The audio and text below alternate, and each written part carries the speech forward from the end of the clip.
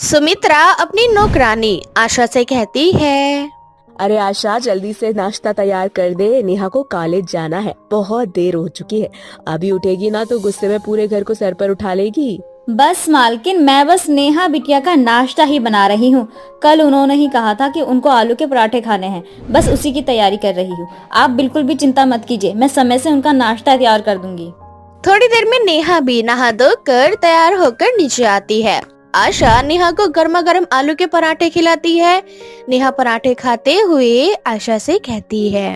अरे वाह काकी, आपके हाथों के आलू के पराठे खाकर ना मजा आ जाता है। इतने टेस्टी आलू के पराठे तो मेरी माँ भी नहीं बनाती। और कॉलेज में जब लेकर जाती हूँ ना मैं आपके हाथ के आलू के पराठे ना, तो मेरे सारे दोस्त बड़े मजे से खाते हैं।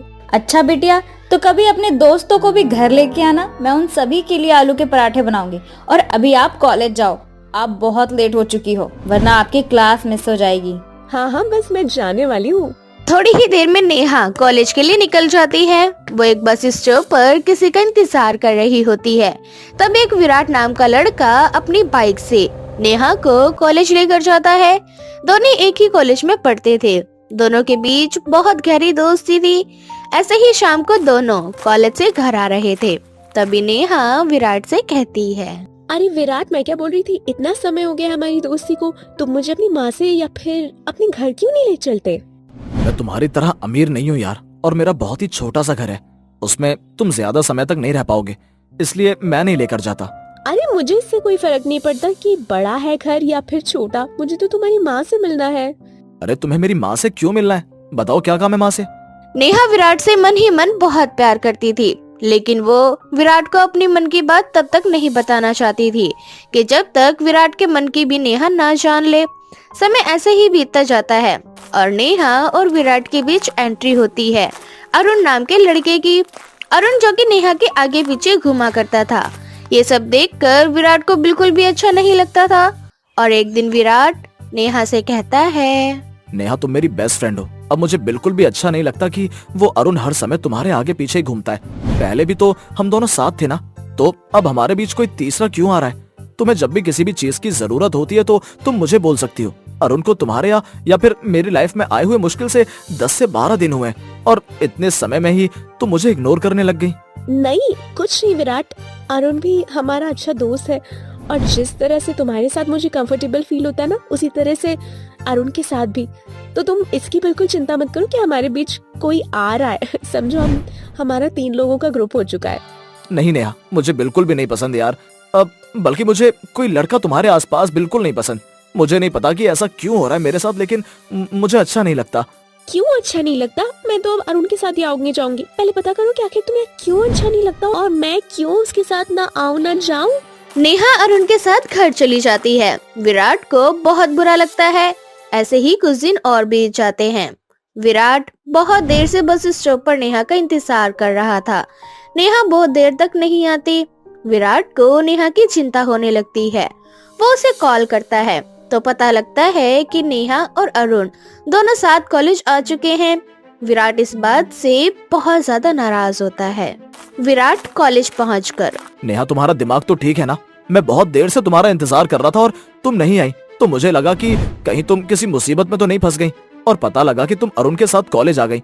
अगर तुम्हें नहीं आना था तो कम से कम मुझे फोन करके बता देती।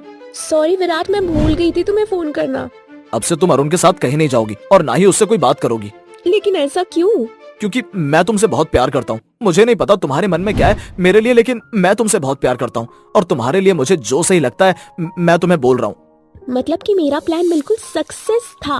प्यार तो मैं तुमसे बहुत पहले से करती थी, बस यही तुम्हें महसूस करवाना चाहती थी। इसी तरह से दोनों एक दूसरे से अपने अपने प्यार का इजहार करते हैं। ऐसे ही समय बीतता जाता है। देखते ही देखते 5 साल गुजर जाते हैं। अब विराट एक MNC कंपनी में जॉब करता था। पहले से विराट की सिचुएशन बेहतर हो चुकी थी। और ऐसे ही एक दिन सुमित्रा नेहा से उसकी शादी की बात करते हुए उससे कहती है। नेहा बेटा, अब तो तेरा कॉलेज भी कंप्लीट हो चुका है, सोच रही हूँ अब तेरी शादी कर देनी चाहिए। मालकिन, मेरी लाइफ में तो कोई लड़का है और मैं उसी से शादी करना चाहती हूँ। बहुत अच्छा है, एक बार आप उससे मिलोगे ना तो आपको भी बहुत पसंद आएगा। ठीक है, फिर कल उसे घर पर लेकर आ जा, मैं भी मिल लूँ, देख लूँ कैसी पसंद है मेरी बेटी की। अगले दिन नेहा विराट को लेकर अपनी माँ के पास जाती है। सुमित्रा को भी विराट बहुत पसंद आता है। तभी सुमित्रा विराट से कहती है, बेटा तुम्हारे घर में कौन कौन है? मेरे घर में मेरी माँ है और उन्होंने मुझे इतना बड़ा किया है पाल पोस कर। उन्होंने मुझे पढ़ाने लिखाने के लिए घर में झाड़ू पोछा करने का काम किया और आज जो कुछ भी मैं हूँ उन्हीं की वजह से हूँ। इतनी अच्छी कंपनी में जॉब करने का कारण भी मेरी माँ है, क्योंकि उन्होंने बहुत मेहनत की है मेरे पीछे। मतलब कि तुम्हारी माँ नौकरानी है और एक नौकरानी मेरी बेटी की सास बनेगी? ऐसा कभी नहीं हो सकता। नेहा बेटा, ये रिश्ता मुझे बिल्कुल मंजूर नहीं है। बराबरी का घर ढूंढना चाहती हूँ मैं तेरे लिए, ना कि नौकरों से रिश्ता जोड़ना चाहती हूँ। माँ, विराट की मम्मी पहली नौकरानी थी, अब तो विराट की जॉब लग चुकी है और अब विराट की मम्मी काम नहीं करती, वो घर पर ही रहती है। मुझे बहुत फर्क पड़ेगा बेटा इससे, और अब विराट तुम अपने घर जा सकते हो। ऐसे ही कुछ दिन बीत जाते हैं। सुमित्रा अब नेहा का बाहर आना जाना बंद करवा देती है। साथ ही विराट और नेहा की फोन पर बातचीत भी बंद हो जाती है। एक दिन से घर से बाहर गई नेहा मौका देखकर विराट को फोन करती है और घर से भाग जाती है। विराट और नेहा दोनों कोर्ट मैरिज कर लेते हैं। शादी करके विराट नेहा को अपने घर ले जाता है। थोड़ी देर में विराट की माँ आशा पूजा की थाली लाती है। नेहा को देखकर आशा भी चौंक जाती है और नेहा भी। काकी, आप विराट की माँ हैं? अरे नेहा बिटिया, तुम दोनों एक दूसरे को जानते हो क्या पहले से? हाँ, क्योंकि काकी पहले मेरे घर पर काम किया करती थी। माफ करना बेटा, मुझे नहीं पता था कि मेरा बेटा तुमसे प्यार करता है, वरना मैं इसे पहले ही समझा देती कि कहाँ तुम इतनी अमीर घर की इकलौती बेटी और कहाँ हम गरीब।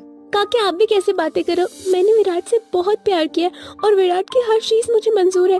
आप पहले नौकरानी थी तो इससे क्या फर्क पड़ता है? मेहनत करके कमाना कोई बुरी बात नहीं। आप जैसे हो मुझे मंजूर हो और आप मुझे अपनी बहू के रूप में स्वीकार करो और अपना आशीर्वाद दो। नेहा अपनी सास का पैर छूती है। आशा नेहा का अच्छे से स्वागत करती है, जिसके बाद वो सभी हंसी खुशी अपने जीवन में आगे बढ़ते हैं।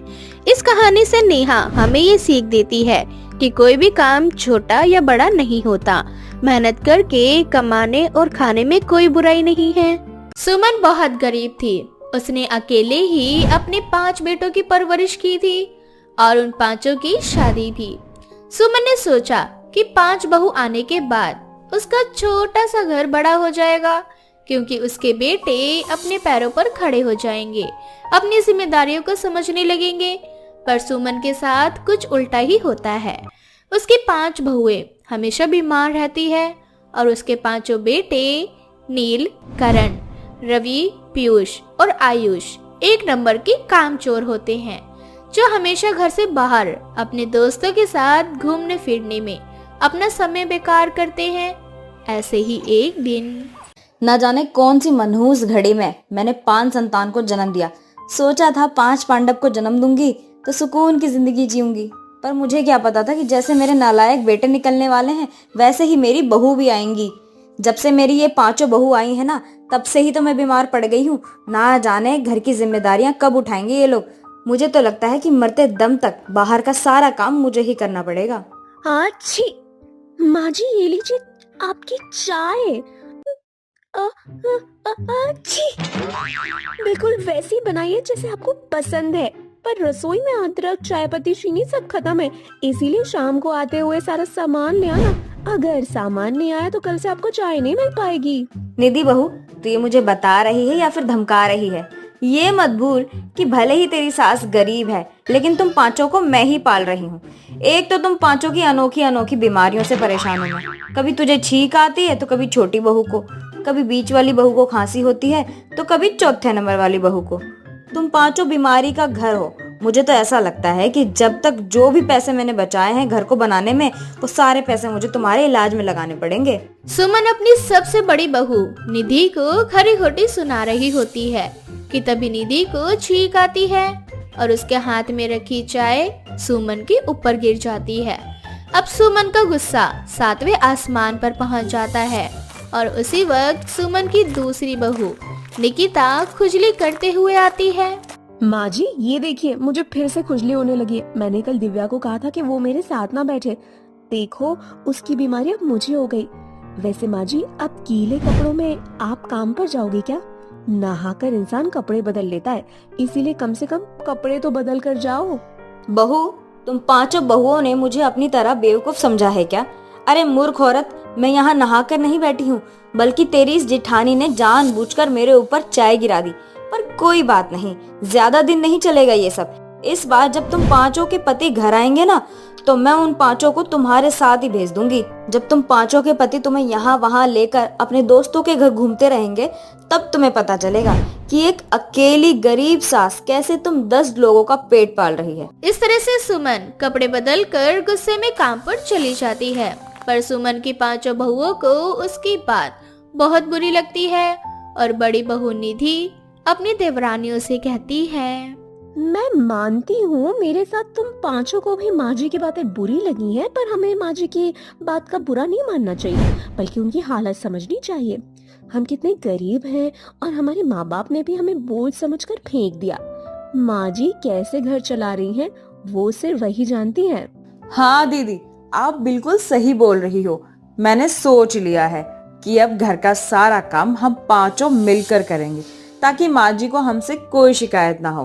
पर घर पर काम करते ही हम पांचों की तबीयत खराब हो जाती है और हमारे पति तो घर पर आते नहीं हमें देखने के लिए। निकिता, मैं मानती हूँ कि घर के काम करते ही हम पांचों की तबीयत खराब हो जाती है, पर इसका मतलब ये तो नहीं कि हम सब माँ जी को अकेला छोड़ दें। आखिर माँ जी अकेले अकेले क्या करेंगी? वो घर का काम कैसे करेंगी? हमें संभालेंगी या बाहर का काम देखेंगी?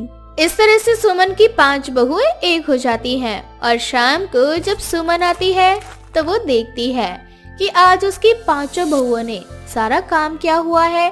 पर काम करने के बाद एक लाइन से उसकी 5 बहू बिस्तर पर पड़ी हुई होती है। माँ जी, आप हमारे बारे में बहुत सोचती हैं, इसीलिए हमने आज सारा काम कर लिया। अच्छी। हाँ माँ जी, हमारी चिंता मत कीजिए, हम सब ठीक हैं। वो तो मुझे दिखाई दे रहा है कि तुम पांचों कितनी ठीक हो।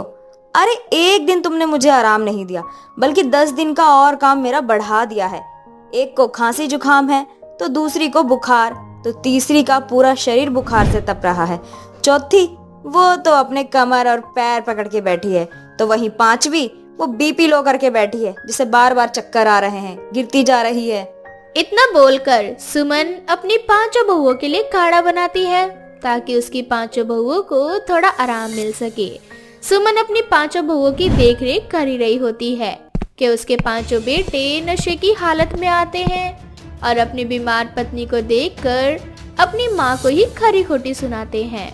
बुढ़िया कहेगी, जानबूझकर तूने हम 5 भाई की शादी इन बीमार 5 लड़कियों से करवाई। जैसे खुद गरीब है, वैसे ही हमारी शादी गरीब घर में करवाई। अगर हमारी शादी अमीर लड़की से होती तो आज भी हम एक ऐश की जिंदगी जी रहे होते। नील बिल्कुल सही कह रहा है, इसलिए हम 5 भाई ने डिसाइड किया है कि हम 5 तुम सबसे दूर हो जाएंगे और अपनी जिंदगी अपने हिसाब से जिएंगे। सुमन कुछ बोल पाती कि उससे पहले ही उसके 5 बेटे घर में रखा सारा सामान और सुमन की जमा पूंजी लेकर वहां से चले जाते हैं। बेचारे सुमन पहले से ही इतनी गरीब थी कि उससे सही से 2 वक्त का खाना भी नसीब नहीं होता था और ऐसे में उसके बेटे उससे उसके सारे पैसे भी छीन कर चले जाते हैं। अब सुमन के सर पर उसकी 5 बहुओं की जिम्मेदारी थी, क्योंकि उसकी 5 बहू बहुत बीमार थी, जिस वजह से सुमन कुछ दिनों तक काम पर नहीं जा पाती और यही कारण होता है कि सुमन को काम से निकाल दिया जाता है। माँ जी, आप इतनी जल्दी आ गई? हाँ बहू, क्योंकि मुझे काम से निकाल दिया गया है, क्योंकि बिना बताए मैं 10 दिन तक काम पर नहीं गई, इसीलिए। अब सुमन के ऊपर दुखों का पहाड़ टूट जाता है। उसके सर पर उसकी 5 बहू की जिम्मेदारी और घर की भी जिम्मेदारियां आ चुकी थी। सुमन जैसे तैसे करके अपनी बहुओं की बीमारियों को घरेलू नुस्खों से ठीक कर देती है, पर अपनी बीमारी को खत्म नहीं कर पाती और इसी तरह से अब घर का सारा राशन भी खत्म होने पर आ जाता है। पर सुमन की 5 बहुएं अब ठीक हो चुकी थी, इसलिए वो 5 मिलकर एक फैसला लेती है। माँ जी, आपने हम 5 के लिए बहुत कुछ किया है, इसलिए अब हमारा भी तो फर्ज बनता है कि हम आपके लिए कुछ करें। क्या करोगी तुम 5? थोड़ा सा काम करते ही तुम लोग बीमार पड़ जाती हो। हालांकि मैंने घरेलू नुस्खे से तुम्हारी बीमारियां ठीक कर दी है, पर क्या भरोसा कि दोबारा ना हो। माँ जी, आपको हम पर भरोसा नहीं तो क्या, हम 5 को आप पर और आपके घरेलू नुस्खों पर पूरा भरोसा है, इसीलिए अब से घर में रहना हम 5 बहू करेंगे। अब हम 5 को कुछ नहीं होगा। इस तरह से सुमन की 5 बहुएं काम पर लग जाती हैं, क्योंकि अब घर में 5 औरतें काम कर रही थी। इसलिए सुमन की आर्थिक स्थिति भी पहले से बेहतर हो जाती है। और जब सुमन के 5 बेटों को पता चलता है कि उनकी घटित आर्थिक स्थिति बेहतर हो चुकी है, तो वो 5 मुंह उठाकर अपनी माँ के पास आ जाते हैं। माँ, हम 5 भाई से गलती हो गई, जो हम 5 आपको इस गरीबी में छोड़कर चले गए, जबकि हमारा कर्तव्य था आप सबकी देखभाल करना। हमें एक आखिरी मौका दे दे माँ। माँ एक माँ होती है, इसीलिए शायद माँ जी आप सबको माफ कर कर एक मौका दे दे, पर हम 5 बहुएं आप 5 को कोई मौका नहीं देंगे और ना ही माफ करेंगे। इसीलिए आप 5 हमारे सामने से दूर हो जाओ, इससे पहले कि हम 5 बहुएं मिलकर आपको जेल पहुँचा दें। सुनाई नहीं दिया मेरी 5 बहुओं ने क्या कहा? निकल जाओ अब यहाँ से। इस तरह से सुमन अपने लालची बेटों को माफ नहीं करती और अपनी बहुओं के साथ ही रहने लगती है। राजू नाम का एक छोटा बच्चा अपनी माँ तारा के साथ एक छोटे से घर में रहा करता था। राजू और उसकी माँ बहुत गरीब थे। तारा शहर जाकर लोगों के घर में काम किया करती थी और इस तरह से अपने घर का गुजारा किया करती थी। राजू को चित्रकारी करना बहुत पसंद था। वह स्कूल जाना चाहता था, पढ़ना लिखना चाहता था, परंतु उसके पास इतने पैसे नहीं थे कि वो स्कूल जा सके। ऐसे ही एक दिन राजू हाथ में लकड़ी लेकर अपने घर के बाहर मिट्टी पर ड्राइंग बना रहा होता है। ये देखकर उसकी माँ तारा उससे बोलती है, बेटा ये क्या कर रहे हो? फिर से घर के बाहर लकड़ी से चित्रकारी करने लगे? माँ, तुम तो जानती हो ना मुझे ड्राइंग बनाना कितना पसंद है। माँ, सभी बच्चे स्कूल जाते हैं, उनके पास कॉपी और पेंसिल है। तुम भी मुझे एक कॉपी और पेंसिल दिला दो ना माँ। माँ, मैं उससे फिर बहुत सारी सुंदर सुंदर ड्राइंग बनाऊंगा। राजू की ये बात सुनकर तारा बहुत उदास हो जाती है और राजू से बोलती है, बेटा तेरी माँ बहुत गरीब है, मेरे पास इतने पैसे नहीं है कि मैं तुझे कॉपी और पेंसिल दिला सकूं। अपनी माँ का उतरा हुआ चेहरा देखकर राजू अपनी माँ से बोलता है, माँ, तुम दुखी मत हो। क्या हुआ अगर हम अमीर नहीं है तो? अच्छा माँ, मुझे बहुत भूख लगी है, कुछ खाने को दे दो।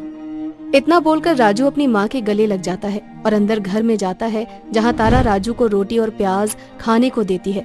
रोटी और प्याज खाने के बाद राजू सो जाता है। हमेशा की तरह तारा अगले दिन गांव से बाहर शहर में जाती है, परंतु जब वो शाम को घर आती है तो उसका एक्सीडेंट हो जाता है, जिसमें राजू की माँ उसे छोड़कर हमेशा हमेशा के लिए चली जाती है। अब बेचारा राजू अनाथ हो जाता है। उसकी माँ के जाने के बाद कोई भी उसके पास नहीं आता, ना ही उससे बात किया करता। ऐसे ही एक दिन राजू उदास जंगल में बैठा होता है और एक छोटी सी लकड़ी लेकर जमीन पर चित्रकारी कर रहा होता है। तभी उसके पास 2 परियां इंसानी रूप लेकर आती हैं और राजू की ड्राइंग देखकर उससे बोलती हैं, अरे वाह बेटा, तुम तो बहुत ही अच्छी ड्राइंग बनाते हो। तुमने ये ड्राइंग बनानी कहाँ से सीखी? किसी से नहीं, मैं अपने आप ही ये चित्रकारी करता हूँ। मुझे चित्रकारी करना बहुत पसंद है और मेरी माँ हमेशा मुझे बोलती थी कि मेरी जैसी चित्रकारी कोई नहीं कर सकता। इतना बोलकर राजू रोने लगता है और अपनी माँ को याद करता है। तभी दूसरी परी उसे रोता देख उससे बोलती है, क्या हुआ राजू, तुम अपनी माँ के बारे में बताते बताते इस तरह रोने क्यों लगे? मैं अपनी माँ से बहुत प्यार करता था, परंतु अब मेरी माँ इस दुनिया में नहीं है। जब से मेरी माँ गई है तब से मैं बिल्कुल अकेला हो गया हूँ। मैं कभी जंगल से फल तोड़कर खाता हूँ तो कभी लोगों के सामने हाथ फैलाता हूँ। जब तक मेरी माँ थी तब तक मैं कितना खुश था। राजू की बात सुनकर वो दोनों परियां अपने असली रूप में आ जाती हैं और एक परी राजू को एक पेंसिल देते हुए कहती है, राजू, हम दोनों कोई साधारण इंसान नहीं बल्कि एक परी हैं। हमें ये जादुई पेंसिल दी गई थी और हमसे कहा गया था कि हम इस जादुई पेंसिल के सही हकदार तक इस जादुई पेंसिल को पहुंचाएं। बस इसीलिए हम दोनों ने इंसान रूप लिया और पृथ्वी लोक पर आकर हम ऐसे व्यक्ति को ढूंढने लगे जिसकी चित्रकारी अद्भुत हो।